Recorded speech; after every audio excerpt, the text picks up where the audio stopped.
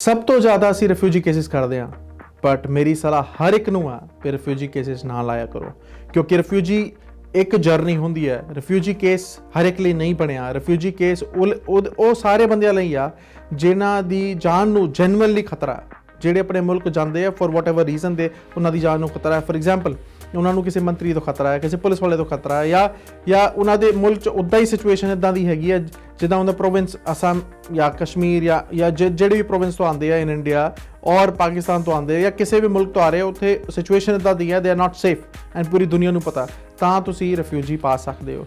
Refugee ਇੱਕ board ਕੋਲ ਜਾਂਦੀ ਹੈ, ਤੁਹਾਡਾ ਕੇਸ ਜਿਹੜੇ ਇਹ ਡਿਸੀਜਨ ਲੈਂਦਾ ਹੈ ਕਿ ਤੁਹਾਨੂੰ ਲੋੜ ਹੈ ਪ੍ਰੋਟੈਕਸ਼ਨ ਦੀ ਜਾਂ ਨਹੀਂ ਹੈ। ਤੁਸੀਂ ਪ੍ਰੋਟੈਕਸ਼ਨ ਮੰਗਦੇ ਹੋ ਸਰਕਾਰ ਤੋਂ, ਉਹ ਪੂਰਾ ਇੱਦਾਂ ਤੁਸੀਂ ਰਿਫਿਊਜੀ ਕਿਸੇ ਦੀ ਗੱਲਾਂ 'ਚ ਆ ਕੇ ਨਹੀਂ ਪਾਉਣਾ। ਹੁਣ ਮੈਂ ਤੁਹਾਨੂੰ ਇਸ ਵੀਡੀਓ 'ਚ ਦੱਸੂਗਾ, ਐਕਸਪਲੇਨ ਕਰਦਾ ਰਿਫਿਊਜੀ ਇਮੀਗ੍ਰੇਸ਼ਨ, ਰਿਫਿਊਜੀ ਕੇਸਿਸ ਕਿੱਦਾਂ ਕੰਮ ਕਰਦੇ ਆ, ਰਿਫਿਊਜੀ ਦਾ ਕੇਸ ਕਿੱਦਾਂ ਤੁਸੀਂ ਪਾ ਸਕਦੇ ਹੋ ਤੇ ਹੁੰਦਾ ਕੀ ਹੈ। ਜਦੋਂ ਤੁਸੀਂ ਰਿਫਿਊਜੀ ਦਾ ਕੇਸ ਪਾਉਂਦੇ ਹੋ ਤਾਂ ਉਹ ਕੇਸ ਜਾਂਦਾ RPD ਕੋਲ, ਰਿਫਿਊਜੀ ਪ੍ਰੋਟੈਕਸ਼ਨ ਡਿਵੀਜ਼ਨ। ਉੱਥੇ ਤੁਸੀਂ ਆਪਣੀ ਇੱਕ ਸਟੋਰੀ, ਜੋ ਵੀ ਤੁਹਾਡੀ ਜੈਨੂਇਨ ਸਟੋਰੀ ਹੈ, ਤੁਸੀਂ ਬਰੀਫਲੀ ਦੱਸ ਦਿਓ। ਇਹ ਮਜ਼ਾਕ ਨਹੀਂ ਹੁੰਦਾ, ਇਹ ਵਾਲੀ ਸਟੋਰੀ ਕਿਸੇ ਦੇ ਕਹਿਣ 'ਤੇ ਨਹੀਂ ਤੁਸੀਂ ਪਾਣੀ, ਇਹ ਆਪਣੀ ਤੁਸੀਂ ਜੈਨੂਇਨ ਸਟੋਰੀ ਦੱਸਣੀ ਹੈ with dates precised, with examples, with references. ਬਹੁਤ ਇੰਪੋਰਟੈਂਟ ਹੁੰਦੀ ਹੈ, BOC ਕਹਿੰਦੇ ਇਹਨੂੰ।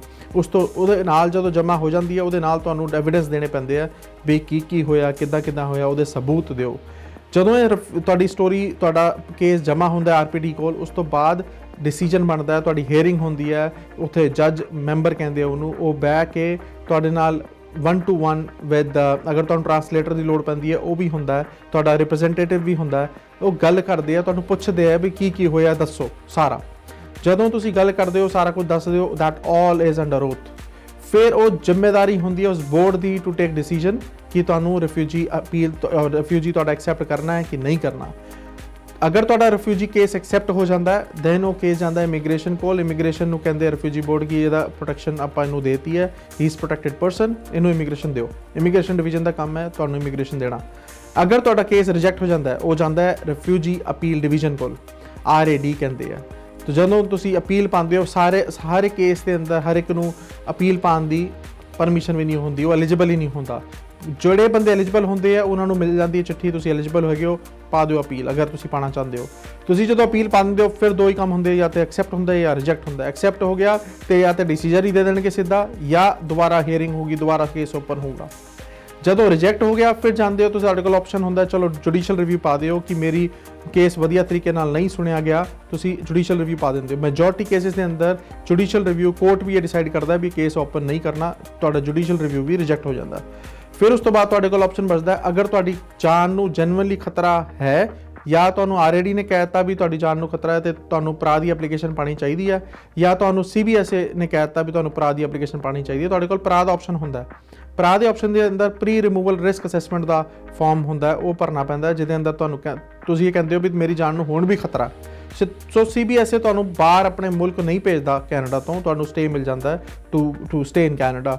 ਇਸ ਤੋਂ ਬਾਅਦ ਲਾਸਟ ਆਪਸ਼ਨ ਤੁਹਾਡੇ ਕੋਲ ਬਚਦਾ ਹੈ, ਜਦੋਂ ਤੁਸੀਂ ਇਸ ਜਰਨੀ ਤੇ ਚੱਲਦੇ ਹੋ, ਹਿਊਮੈਨਿਟੇਰੀਅਨ ਕੰਪੈਸ਼ਨੇਟ ਗਰਾਊਂਡ। ਬਹੁਤ ਲੋਕੀ ਵੇਟ ਕਰਦੇ ਆ ਆਖਿਰ ਤੱਕ 4 ਸਾਲ 5 ਸਾਲ ਬਾਅਦ ਕਿ ਚਲੋ ਹੁਣ ਕੇਸ ਪਾ ਦਈਏ, HNC ਦਾ ਕਹਿੰਦੇ ਆ ਉਹਨੂੰ। HNC ਦੇ ਅੰਦਰ ਮੈਜੋਰਿਟੀ ਕੇਸਿਸ ਅਪਰੂਵ ਨਹੀਂ ਹੁੰਦੇ, ਉਹ ਇਹੀ ਦੇਖਦੇ ਆ ਵੀ ਤੁਹਾਨੂੰ ਉਹ ਇਮੀਗ੍ਰੇਸ਼ਨ, ਉਹ ਰਿਫਿਊਜੀ ਨਹੀਂ ਹੈਗਾ, ਉਹ ਇਮੀਗ੍ਰੇਸ਼ਨ ਹੈ। HNC ਦਾ ਇਮੀਗ੍ਰੇਸ਼ਨ ਦਾ ਕੇਸ ਪੈਂਦਾ, ਹਿਊਮੈਨਿਟੇਰੀਅਨ ਕੰਪੈਸ਼ਨ ਗਰਾਊਂਡ, ਮਨੁੱਖਤਾ ਦੇ ਆਧਾਰ ਤੇ ਤੁਹਾਨੂੰ PR ਦਿੱਤੀ ਜਾਵੇ, ਤੁਸੀਂ ਇਹ ਮੰਗਦੇ ਹੋ ਸਰਕਾਰ ਤੋਂ। ਜਦੋਂ ਤੁਸੀਂ ਇੱਦਾਂ ਦਾ ਕੇਸ ਪਾਉਂਦੇ ਹੋ ਤਾਂ ਸਰਕਾਰ ਇਹ ਦੇਖਦੀ ਹੈ ਵੀ ਤੁਹਾਡਾ ਪਿਛੋਕੜ ਤੋਂ ਕੀ ਹੋਇਆ ਤੁਹਾਡੇ ਨਾਲ, ਤੁਸੀਂ ਇੱਥੇ ਕੀ ਕਰਦੇ ਹੋ ਤੇ ਹੁਣ ਕਿੱਦਾਂ ਦੀ ਜ਼ਿੰਦਗੀ ਤੁਸੀਂ ਕੈਨੇਡਾ ਬਿਤਾਈ ਆ, ਤੇ ਅੱਗੇ ਤੁਸੀਂ ਕਿੱਦਾਂ ਦੇ ਸਿਟੀਜ਼ਨ ਜਾਂ ਕਿੱਦਾਂ ਦੇ ਇੱਥੇ ਨਾਗਰਿਕ ਬਣੋਗੇ। ਉਹ ਸਾਰੇ ਸਬੂਤ ਤੁਹਾਨੂੰ ਦੇਣੇ ਪੈਂਦੇ ਆ with evidence, with proper justification, with all the submission ਤੁਹਾਡੀ ਬਹੁਤ ਵਧੀਆ ਬਣਨੀ ਚਾਹੀਦੀ ਹੈ, ਫਿਰ ਜਾ ਕੇ ਕੇਸ ਥੋੜ੍ਹਾ ਜਿਹਾ ਨਿਕਲ ਸਕਦਾ ਹੈ। ਅਦਰਵਾਈਜ਼ ਇਹ ਕੇਸ ਕੱਢਣਾ ਬਹੁਤ ਔਖਾ, ਇਟਸ ਨਾਟ ਈਜ਼ੀ। ਮੈਂ ਲੋਕਾਂ ਨੂੰ ਦੇਖਦਾ, ਲੋਕੀ ਇਹ ਜਰਨੀ 8-8 ਸਾਲ 10-10 ਸਾਲ 12-12 ਸਾਲ ਇੱਥੇ ਜਿੰਦੇ ਆ। ਕਿਸੇ ਦੇ ਕਹਿਣ 'ਤੇ ਰਿਫਿਊਜੀ ਨਹੀਂ ਪਾਣਾ। ਅਸੀਂ ਲੋਕਾਂ ਨੂੰ ਰੋਜ਼ ਮਿਲਦੇ ਹਾਂ, ਲੋਕਾਂ ਦੀ ਰੋਜ਼ ਸਟੋਰੀ ਸੁਣਦੇ ਹਾਂ, ਲੋਕਾਂ ਦੇ ਰੋਜ਼ ਐਕਸਪੀਰੀਐਂਸਿਸ ਦੇਖਦੇ ਹਾਂ, ਇਹ ਕਿੱਦਾਂ ਇਸ ਕੰਟਰੀ 'ਚ ਜੀ ਰਹੇ ਆ, ਕਿੱਦਾਂ ਇਸ ਕੰਟਰੀ 'ਚ ਆਪਣਾ ਟਾਈਮ ਬਤੀਤ ਕਰ ਰਹੇ ਆ, ਕਿੱਦਾਂ ਕੰਮ ਕਰ ਰਹੇ ਆ।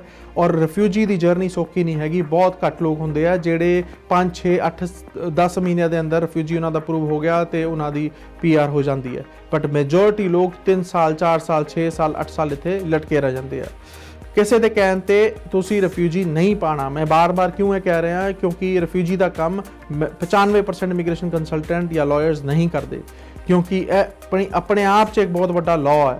ਇਹਦੇ ਅੰਦਰ ਡਿਟੇਲਡ ਨੌਲੇਜ ਐਂਡ ਐਕਸਪੀਰੀਅੰਸ ਦੀ ਲੋੜ ਆ। ਅਗਰ ਤੁਸੀਂ ਜੈਨੂਇਨ ਵੀ ਤੁਹਾਨੂੰ ਲੋੜ ਹੈ ਰਿਫਿਊਜੀ ਦੀ, ਤਾਂ ਵੀ ਤੁਸੀਂ ਆਪਣੇ ਸਾਰੇ ਆਪਸ਼ਨਸ ਐਕਸਪਲੋਰ ਕਰੋ।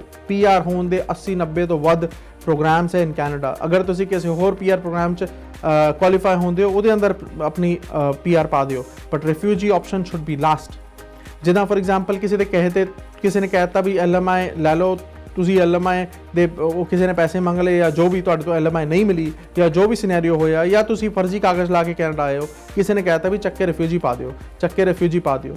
ਉਹ ਜ਼ਮਾਨੇ ਗਏ ਜਦੋਂ ਤੁਸੀਂ ਰਿਫਿਊਜੀ ਪਾਉਂਦੇ ਸੀ ਤੇ ਰਿਫਿਊਜੀ ਅਪਰੂਵ ਹੋ ਜਾਂਦੇ ਸੀ। ਹੁਣ ਨਹੀਂ, ਹੁਣ ਇੰਡੀਆ ਜਾਂ ਆਪਣੇ ਕੋਈ ਵੀ ਮੁਲਕ, ਇੰਡੀਆ ਇੰਨਾ ਡਿਫਿਕਲਟ ਨਹੀਂ ਹੈਗਾ ਜਿੱਥੇ ਰਿਫਿਊਜੀ ਤੁਹਾਡਾ ਅਪਰੂਵ ਹੋ ਜੇ। India is safe place for majority of people.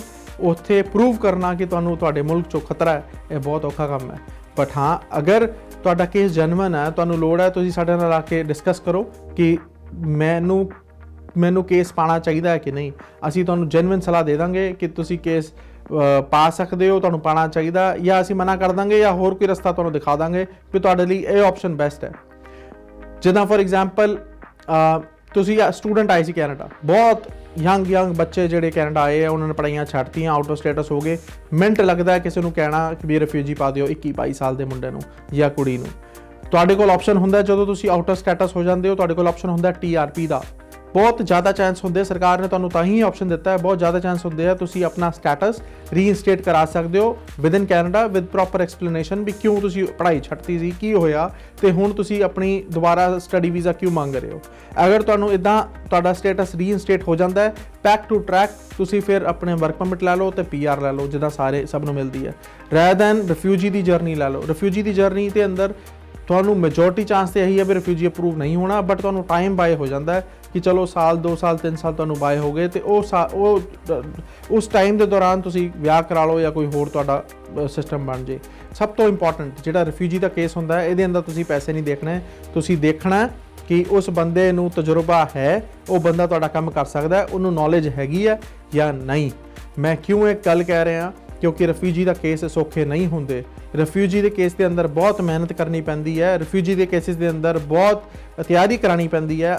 ਅਸੀਂ ਇੱਕ ਕਲਾਇੰਟ ਜਿਹੜਾ ਰਿਫਿਊਜੀ ਦਾ ਕੇਸ ਅਸੀਂ ਕਰਦੇ ਹਾਂ, ਇੱਕ ਕਲਾਇੰਟ ਨੂੰ 10 ਤੋਂ 15 ਘੰਟੇ ਉਹਦੀ ਹੀਅਰਿੰਗ ਦੀ ਤਿਆਰੀ ਉਹਨੂੰ ਕਰਾਉਂਦੇ ਹਾਂ। ਰਿਫਿਊਜੀ ਦਾ ਕੇਸ ਤਾਂ ਵੀ ਇੰਪੋਰਟੈਂਟ ਹੁੰਦਾ ਹੈ ਕਿਉਂਕਿ ਰਿਫਿਊਜੀ ਦਾ ਜਿਹੜਾ ਪਹਿਲਾ ਕੇਸ ਹੁੰਦਾ RPD ਦਾ, ਉਹ ਤਾਂ ਇੰਨਾ ਇੰਪੋਰਟੈਂਟ ਹੁੰਦਾ ਹੈ। ਤੁਸੀਂ ਸਿਰਫ ਆਪਣਾ ਕੇਸ ਕਿਸੇ ਇੱਦਾਂ ਦੇ ਬੰਦੇ ਦੇ ਹੱਥ 'ਚ ਨਹੀਂ ਦੇ ਸਕਦੇ ਜਿਹਨੂੰ ਤਜਰਬਾ ਨਹੀਂ ਹੈ। ਉਹਨੇ ਚੱਕ ਕੇ ਤੁਹਾਡੀ ਕੇਸ ਤੇ ਐਕਸਪੈਰੀਮੈਂਟ ਕਰ ਦੇਣਾ, ਉਹਦਾ ਕੁਝ ਨਹੀਂ ਜਾਣਾ ਤੇ ਤੁਹਾਡਾ ਹੀ ਸਭ ਕੁਝ ਜਾਣਾ। ਤੁਸੀਂ ਆਪਣਾ ਪਹਿਲਾ ਕੇਸ ਤਾਂ ਇੰਨਾ ਸੀਰੀਅਸਲੀ ਲੈਣਾ ਕਿਉਂਕਿ ਤੁਹਾਡੇ ਪਹਿਲੇ ਕੇਸ ਤੇ ਸਭ ਕੁਝ ਨਿਰਭਰ ਕਰਦਾ। ਤੁਹਾਡੀ ਅਪੀਲ, ਅਗਰ ਤੁਹਾਡਾ ਰਿਫਿਊਜੀ ਦਾ ਕੇਸ RPD ਦਾ ਕੇਸ ਰਿਜੈਕਟ ਹੁੰਦਾ ਹੈ, ਤੁਹਾਡੀ RAD ਰਿਫਿਊਜੀ ਦੀ ਅਪੀਲ ਇਸ ਕੇਸ ਤੇ ਨਿਰਭਰ ਕਰਦੀ ਹੈ। ਤੁਹਾਡੀ ਜੁਡੀਸ਼ੀਅਲ ਰਿਵਿਊ ਇਸ ਕੇਸ ਤੇ ਨਿਰਭਰ ਕਰਦੀ ਹੈ। ਅਗਰ ਤੁਹਾਡਾ ਕੇਸ ਪਹਿਲਾਂ ਮਜ਼ਾਕ 'ਚ ਪਾਇਆ ਹੋਇਆ, ਪੂਰੀ ਤਿਆਰੀ ਨਹੀਂ ਕੀਤੀ ਹੋਈ, ਪੂਰੇ ਐਵੀਡੈਂਸਸ ਨਹੀਂ ਲੱਗੇ ਹੋਏ, ਪੂਰੀ ਸਬਮਿਸ਼ਨ ਵਧੀਆ ਤਰੀਕੇ ਨਾਲ ਨਹੀਂ ਸਬਮਿਟ ਹੋਈ, ਤੁਹਾਡੀ ਸਟੋਰੀ ਦੇ ਅੰਦਰ ਉਹ ਹਰ ਚੀਜ਼ ਬਾਰੀਕੀ ਨਾਲ ਨਹੀਂ ਕਵਰ ਕੀਤੀ ਹੋਈ, ਤਾਂ ਤੁਹਾਡਾ ਕੇਸ ਕਮਜ਼ੋਰ ਬਣ ਸਕਦਾ। ਔਰ ਅਗਰ ਤੁਹਾਡਾ ਕੇਸ ਕਮਜ਼ੋਰ ਸਬਮਿਟ ਹੋਇਆ, ਵੀਕ ਸਬਮਿਟ ਹੋਇਆ, ਤਾਂ ਤੁਹਾਡੀ ਅਪੀਲ ਦੇ ਵੀ ਚਾਂਸਸ ਘੱਟ ਹੈ, ਤੁਹਾਡੇ ਜੁਡੀਸ਼ੀਅਲ ਰਿਵਿਊ ਦੇ ਵੀ ਚਾਂਸਸ ਘੱਟ ਹੈ। ਅਗਰ ਤੁਸੀਂ ਇਸ ਰਸਤੇ ਜਾਣਾ ਚਾਹੁੰਦੇ ਹੋ ਤੇ ਠੋਕ ਕੇ ਔਰ ਵਧੀਆ ਤਰੀਕੇ ਨਾਲ ਵਧੀਆ ਬੰਦਿਆਂ ਨਾਲ ਕੰਮ ਕਰਕੇ ਆਪਣਾ ਕੇਸ ਜਮ੍ਹਾਂ ਕਰਾਓ। ਅਗਰ ਤੁਸੀਂ ਸਿਰਫ ਕਿਸੇ ਦੇ ਕਹੇ ਤੇ ਔਰ ਉੱਦਾਂ ਹੀ ਚਲੋ ਜੀ ਪਾ ਦਿੰਦੇ ਹਾਂ, ਦੇਖਦੇ ਹਾਂ ਕੀ ਬਣਦਾ ਹੈ, ਨਹੀਂ ਹੋਇਆ ਤਾਂ ਵਾਪਸ ਚਲੇ ਜਾਵਾਂਗੇ, ਇਹ ਕਰ ਦਿਓ, ਤਾਂ ਇਹ ਮੇਰੀ ਸਲਾਹ ਤੁਹਾਨੂੰ ਨਹੀਂ ਹੋਗੀ। ਜਿਹੜਾ ਵੀ ਕੰਮ ਕਰੋ ਜਾਇਜ਼ ਕਰੋ, ਪ੍ਰੈਕਟੀਕਲ ਕਰੋ ਤੇ ਸਿੱਧੇ ਰਸਤੇ ਚਲੋ। ਪੁੱਠੇ ਰਸਤੇ ਲੋਕ ਸਭ ਤੋਂ ਸੌਖੇ ਲੱਗਦੇ, ਸੌਖੇ ਰਸਤੇ ਪੁੱਠੇ ਹੀ ਹੁੰਦੇ ਆ, ਬਟ ਜਿਹੜਾ ਸਹੀ ਰਸਤਾ ਹੋਊਗਾ ਉਹ ਥੋੜਾ ਜਿਹਾ ਔਖਾ ਲੱਗੂਗਾ, ਥੋੜਾ ਜਿਹਾ ਟਫ ਹੋਊਗਾ, ਬਟ ਉਹ ਤੁਹਾਡੇ ਲਈ ਬੈਸਟ ਹੈ। ਮੇਰੀ ਸਲਾਹ ਸਿੱਧੀ ਟਰਾਂਸਪੇਰੈਂਟ ਰਹਿੰਦੀ ਹੈ। ਅਗਰ ਮੇਰੀ ਸਲਾਹ ਮੈਨੂੰ ਇਹ ਲੱਗਿਆ ਕਿ ਤੁਹਾਨੂੰ ਇਹ ਚੀਜ਼ ਨਹੀਂ ਕਰਨੀ ਚਾਹੀਦੀ, ਮੈਂ ਤੁਹਾਨੂੰ ਸਾਫ਼ ਪਹਿਲੇ ਦਿਨ ਦੱਸ ਦੂੰਗਾ। ਅਗਰ ਇਸ ਰਿਫਿਊਜੀ ਕੇਸਿਸ ਬਾਰੇ ਜਾਂ ਤੁਹਾਡਾ ਕੇਸ ਰਿਜੈਕਟ ਹੋਇਆ ਜਾਂ ਰਿਫਿਊਜ਼ ਹੋਇਆ ਜਾਂ ਤੁਸੀਂ ਅਪੀਲ ਪਾਉਣਾ ਚਾਹੁੰਦੇ ਹੋ ਜਾਂ ਤੁਸੀਂ ਹਿਊਮੈਨਿਟੇਰੀਅਨ ਕੰਪੈਸ਼ਨ ਗਰਾਊਂਡ ਦੀ ਐਪਲੀਕੇਸ਼ਨ ਪਾਉਣਾ ਚਾਹੁੰਦੇ ਹੋ, ਤੁਸੀਂ ਸਾਨੂੰ ਸੰਪਰਕ ਕਰ ਸਕਦੇ ਹੋ, ਕੰਸਲਟੇਸ਼ਨ ਬੁੱਕ ਕਰ ਸਕਦੇ ਹੋ ਔਰ ਸਾਡੀ ਟੀਮ ਤੁਹਾਡੀ ਪੂਰੀ ਹੈਲਪ ਕਰੂਗੀ।